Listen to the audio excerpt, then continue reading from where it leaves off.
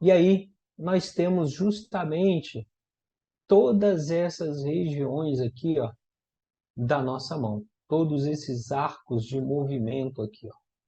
Nós temos em azul aqui o arco carpal, ou seja, que é a nossa porção mais funda da mão, né? Onde a gente apoia objetos, onde esses objetos criam conformidade, onde na nossa apreensão, o final da arma, né, do cabo da arma, cria um apoio natural, tá, para empunhadura. Nós temos aqui em laranja, ó, né, de D1 aqui, ó, até D2, na verdade, né? Esse é o segundo dedo, dedo 2, tá? O arco oblíquo de oposição, que é o mais importante, né? E nós utilizamos esse arco mais aberto e só fazemos o acionamento do gatilho quando há necessidade de disparo. Nós temos esse arco, né, em laranja, que é utilizado para o disparo. Nós temos o arco em verde, que é o arco do dedo médio, e esse arco do dedo médio, ele tem um detalhe muito interessante, que esse arco, a tendência dele é sempre fechar a nossa mão, né? Sempre manter esse posicionamento de fechamento, não em pinça. Claro que a gente pode utilizá-lo, né? Mas não é habitual. Então ele tem essa tendência de ir para o fundo da nossa mão, para a base, né, do carpo aqui, ó, bem no nosso punho, no punho do carpo. E nós temos a terceira pinça aqui, a terceira região, o terceiro arco, arco oblíquo de oposição, que é o mais externo, né? Que é justamente o arco do dedo mínimo, tá? E quando a gente olha a mão de frente, né? A gente vê esse arco do dedo mínimo, ó, vem formando uma cunha, tá?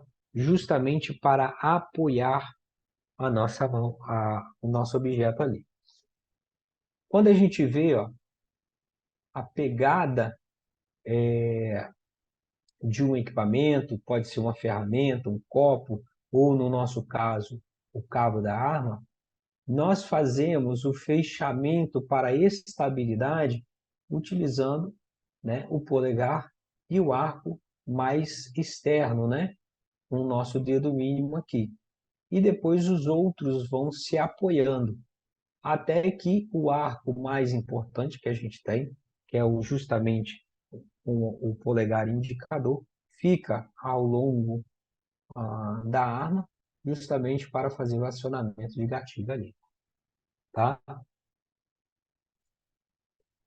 Quando eu mantenho a minha mão completamente aberta, o meu centro de estabilidade, o meu centro de eixo de movimento, ele está voltado para a palma da nossa mão, justamente para o túnel do carpo, para a região mais central do carpo.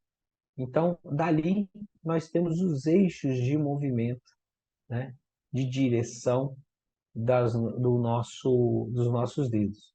A partir do momento em que eu mantenho a minha mão relaxada em posição mais neutra, eu tenho um direcionamento mais solto disso, não tão bem centralizado. Então, se eu mantenho a minha mão relaxada, os meus dedos ao longo do corpo, esses pontos de direcionamento, de eixos de movimento, eles vão se perdendo e vão se multiplicando aqui. Contudo, quando eu fecho a minha mão, né, fecho os meus dedos, há uma tendência, né, de direção de eixo de movimento e tração de força justamente para o ponto mais alto aqui, bem para a nossa porção mais distal do nosso rádio. Isso somado com aquele aspecto de desvio, né, ulnar e projeção do polegar à frente, faz com que até mesmo o centro, a tensão muscular interna favoreça a coaptação da articulação. Beleza? Se você fechar a mão aí, você vai ver que os seus dedos vão tender. Fecha a mão aí. Você fechar a mão, ó, vai tender. Não, aqui, ó. Fecha, não, não fecha com os dedos assim, não, senão você vai entrar para dentro os dedos, né? Fecha e apoia os dedos assim, como se você estivesse olhando para a unha, né?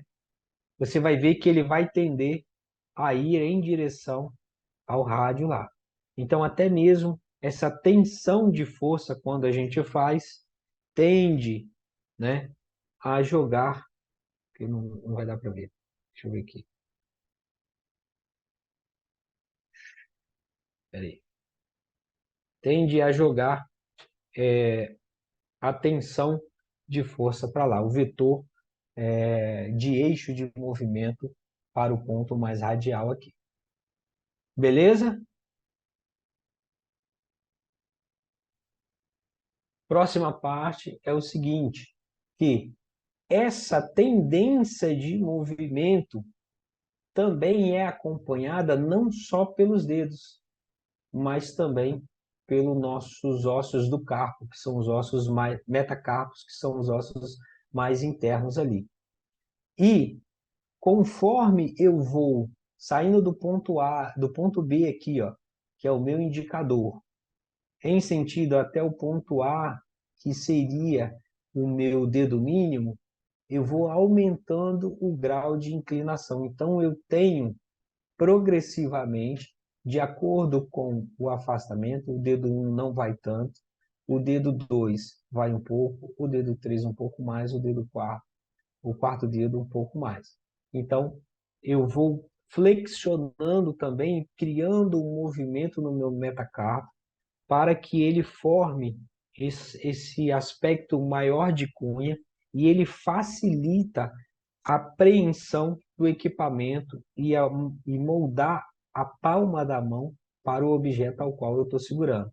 Então, há uma movimentação não só dos dedos, mas também dos metacarpos aqui internamente, tá? Em menor grau, mas há.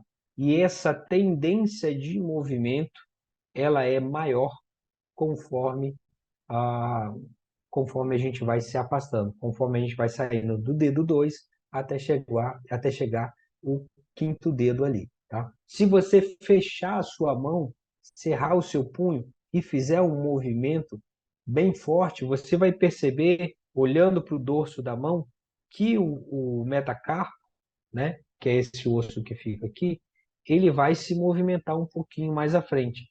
Já o metacarpo, que dá base para o indicador, ele não se movimenta tanto.